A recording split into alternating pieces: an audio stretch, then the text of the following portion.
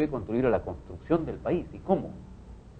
Proveyendo y generando riqueza, proveyendo la construcción del respeto a través de buenos sueldos, a través de una mantención de una familia como núcleo de la sociedad, a través de su participación política en las decisiones que se tomen en su comuna, en su distrito, en su partido político, si lo tuvieren, pero no que sea, como ocurre hoy, el esquema tradicional es que nosotros nos hemos convertido en proveedores de cuadros para empresas que se los llevan, y cuando se los llevan ya vuelven hablando en inglés, y ya vuelven con otro tipo de tendencias que no son las que contribuyen al país. Entonces nos hemos visto que ese poder inmenso nos constriñe a llamarnos un país donde la alimentación es fundamental. Claro que sí, ¿cómo no? Porque esa es parte de nuestra inventiva. Es el principal rubro de la generación económica en el Perú, la alimentación, los restaurantes, el pollo a la brasa. Me niego a creer que podamos, un país con existencia milenaria, con un trabajo de miles de años, como dijera nuestro querido Tantalián, recientemente fallecido, Pocho Tantalián, Javier, que ha estudiado maravillosamente. ¿Qué fuimos nosotros? Nuestro pasado, nuestros ancestros nos imponen una tarea, nos dan un cartabón, nos dicen qué pasaporte es el que hay que usar, que es el de la grandeza, es la mirada imperial, es la mirada geopolítica de ser los capitanes de una gran Latinoamérica. Y para eso somos un país central. Tenemos los puertos mejores y tenemos una gran capacidad de desarrollo. Necesitamos maniobra política, necesitamos genialidad política y alzarnos por encima, porque Perú es más grande que sus problemas. Vos has tocado implícitamente también un tema que yo considero que es central, ¿no? Es el tema del proyecto nacional. O sea, ¿hacia dónde queremos llevar al país? Y ya que mencionaste a Pocho Tantalián, gran amigo, gran compañero, escribimos juntos un libro justo en el 85, a la limón los dos, que se llama Proyecto Nacional, ¿no? Entonces, por supuesto, antes de la caída del muro de Berlín, nuestras ideas eran mucho más progresistas, izquierdistas, y trabajamos un modelo, desde nuestro punto de vista, de economía, de sociedad y de política. Pero fíjate, yo creo que es fundamental, ¿no?, que los peruanos tengamos un rumbo, ¿no?, una visión, ¿no?, hacia dónde queremos llevar al país, hacia el desarrollo económico, el progreso social, la modernización política e institucional, ¿no? O sea, ¿cuál es la visión y cuál es la misión? O sea, ¿qué nos corresponde hacer a los peruanos? O sea, ¿qué roles vamos a cumplir para que ese sueño, ¿no es cierto?, de un país mejor para todos los peruanos sea posible, ¿no? Yo creo que es muy pertinente. El Perú necesita que los peruanos, valga la redundancia quizá, tengan una idea clara de que, como dije alguna vez en un discurso muchos años atrás en el colegio, González Prada, en un poema, dice que no hemos venido a la tierra a beber el agua, comer el pasto y legar la única herencia en el esqueleto. Hemos venido en virtud de una misión, de un trabajo, de un apostolado que debe ser la política y el periodismo y el trabajo de comunicación. Hoy con los medios de comunicación tan fuertes, el de educar a nuestra gente. La educación es una llave extraordinaria, democrática, maravillosa, que junta a la gente. Es cierto, por ejemplo, en el tema de la alimentación, usted ve un cocinero que apenas tiene quinto de primaria, pero ese hombre sabe lo que hace. Eso es lo que hay que potenciar. Y si usted es bueno en otra cosa, eso es lo que hay que potenciar, por encima de barreras raciales, por encima de barreras discriminatorias, de políticos que, por ejemplo, no les interesa venir a San Juan del Urigancho porque es muy lejos y porque además ahí están los cholos. Cuando todos provenimos de un tronco común y el que no tiene dinga tiene mandinga, y cuando todos debemos o debiéramos reivindicar esa nacionalidad nuestra, que es multivertiente, es enorme, es de todos los colores, de todas las sangres que decía Arguedas, pero es sobre todo la que nos impone el cartabón que decía La Torre, de darle educación, trabajo y bienestar a los peruanos. De eso se trata, ese es el proyecto nacional. Que lo pongamos en determinados esquemas, los que fueren, académicos, está muy bien, pero comencemos con lo básico, y lo básico es darle alimentación, darle salud y darle educación a todos los peruanos, sin distinción alguna. Pero fíjate, gran parte del problema, Herbert, es que los políticos, ¿no?, que en tu concepto, claro, no son el poder real, ¿no? El poder real para ti son los que tienen el dinero. Pero los que tienen el dinero, fíjate, no se caracterizan tampoco por tener una gran visión y una gran misión respecto a su país o al mundo. La tienen de repente clara respecto a sus negocios, a sus empresas.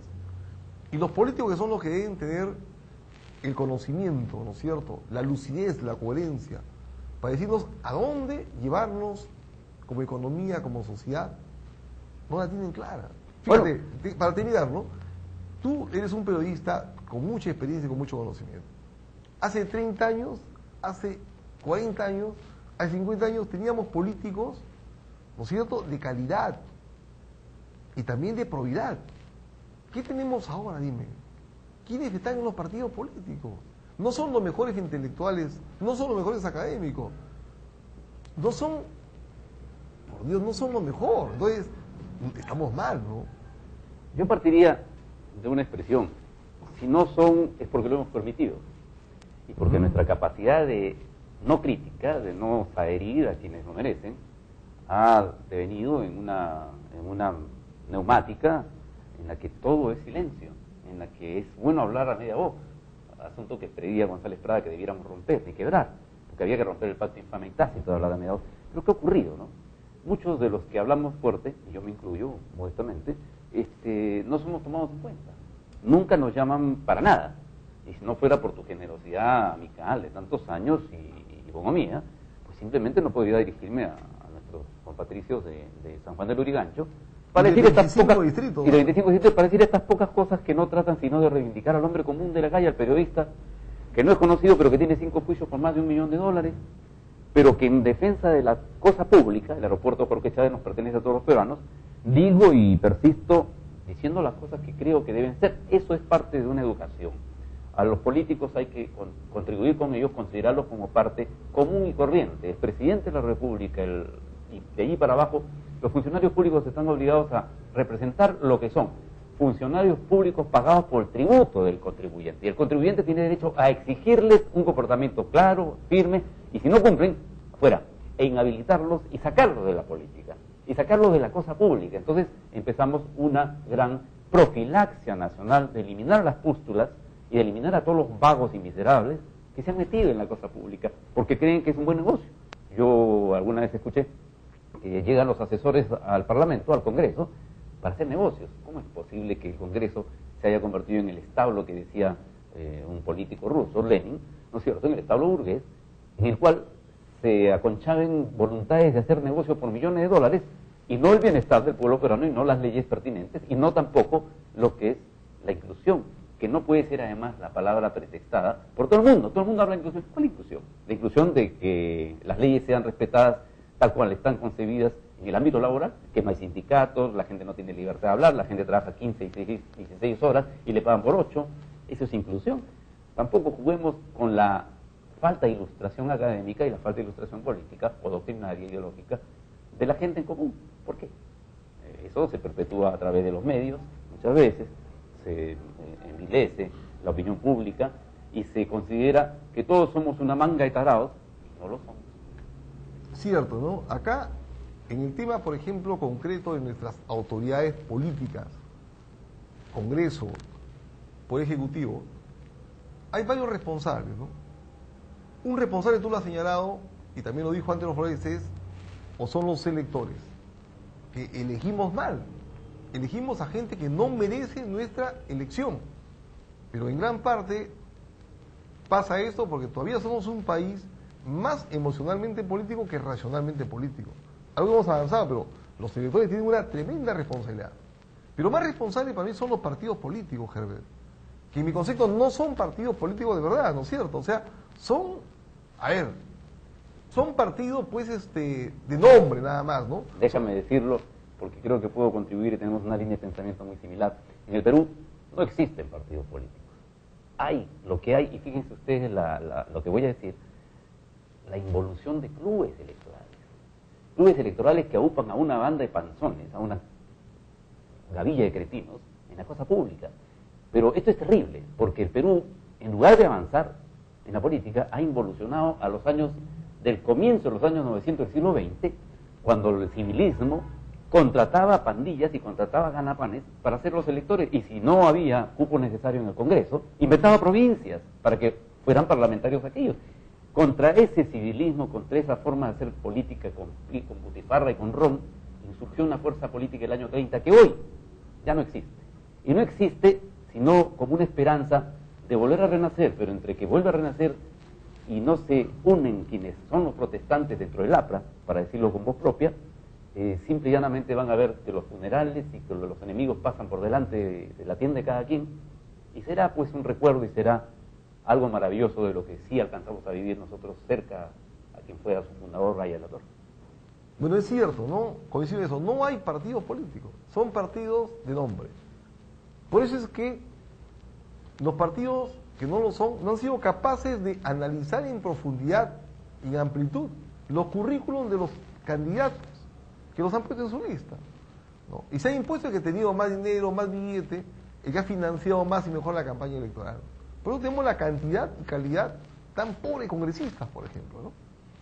Y en tercer lugar, son responsables las instituciones públicas que les paga el país para que sean los guardianes celosos de la ética y la moral pública. El Jurado Nacional de Elecciones no ha sabido evaluar a los precandidatos. La OMPE tampoco. Entonces acá hay muchos responsables. Pero también el Congreso de la República tiene que cambiar. Yo estoy de acuerdo, Herbert, que hay que cambiar, modificar, actualizar y poner al día la ley de partidos políticos y la ley de procesos electorales. Yo creo que eso puede ser una salida, pero voy a dar un dato que la gente no conoce en los últimos 15, 20 años. El Parlamento tiene un nombre que se llama Poder Legislativo, pero Parlamento que viene de hablar, parlamentar, negociar. Es un conciliábulo de opiniones. Entonces, cuando el Parlamento del Perú era Parlamento, los congresistas brillaban algunos, y habían bastantes, por la capacidad de expresarse con lo que fuera necesario dentro de su texto oratorio. Quiero decir que no tenía usted que hablar 10 minutos y le cortan el micrófono. Yo pensé que este Congreso, para revertir viejos laureles, con la esperanza de escuchar a gente que hablara, no por 10 minutos, sino que hablara lo más, o lo posible, lo necesario, pudiera haber revertido una cosa tan simple que viene del tiempo del Fujimorato. No han hecho nada. Entonces, cuando usted se pasa los 10 minutos, no completa la idea, nadie lo escucha porque le cortan el micrófono. Qué falta de respeto a un parlamento que se supone portestandarte de la voluntad popular, de querer hablar, querer decir cosas, querer redondear la idea, y a usted le cortan porque al presidente del Congreso miró mal el reloj o lo miró adrede y le cortó la palabra. Entonces, ¿qué parlamento es ese? Ni siquiera los parlamentarios entienden que su labor es parlamentar. Sí, se dice que antes había muchos discursos. Señor, yo escuché discursos, ¿y qué discursos? Escuché hablar ahí en la Torre, por una sola vez fue parlamentario, escuché hablar a Andrés Townsend, escuché hablar a tanta gente, a Bobby Ramírez del Villar, a Mario Goulart, y de todos los partidos, que eran unos parlamentarios que entendían perfectamente el arte de despedirse en la opinión pública a través de brindar conceptos y a través de decir sus ideas. En el Perú no hay ideas. ¿Y cómo quieren que haya ideas si a los 10 minutos les cortan el uso de la palabra en un parlamento que no parla? Cierto, lamentable y dolorosamente cierto. Pero por lo menos, bueno, antes había, como usted ha dicho, parlamentarios de primer nivel que tenían que decir, porque había lucidez, había coherencia, había inteligencia. Eran productores de ideas. No hay ideas, faltan ideas. Y eso es lamentable, fíjate, porque, por ejemplo, la Universidad Peruana no genera ideas. Yo me he recorrido gran parte del país, he nacido en Piura, me he criado en Chiclayo, ¿verdad? Viajo casi todos los meses al interior del país y me duele que las universidades de Piura, de Chiclayo, de La Libertad, públicas y privadas, no hayan producido un solo libro sobre la economía de su región, no han producido un solo libro sobre la política de su región, no han publicado un solo libro sobre la sociedad de su región. Entonces no producen ideas, producen líos, conflictos. Mira cómo están agarrando a patadas, a golpes en la Lambayeque, en la Universidad Nacional, ¿no? Bueno, y sobre eso tiene mucho que decir, pero espero que en otra oportunidad, porque ya no... Una sola cosa más, breve, posible. Sí, por supuesto. Hay que recordarle a la gente que los dos pensadores latinoamericanos más importantes son... Peruanos, claro. Mariátegui, que murió tempranamente, y el otro se llama un hombre que vivió hasta hace algunos años, Víctor Raúl Haya de la Torre. Teniendo ese precedente, ¿cómo no entender que sí somos capaces de producir por lo menos ideas? Eso es cierto. Amigas, amigos, como todos los domingos, de 11 a 1 en Mesa Debate, les agradecemos mucho la atención. Gracias, Herbert, por tu presencia. Encantado. Gracias a ustedes por vernos y escucharnos todos los domingos. Mañana a las 8:30 de la mañana se repite Mesa Debate. Y hasta la próxima semana, amables amigos.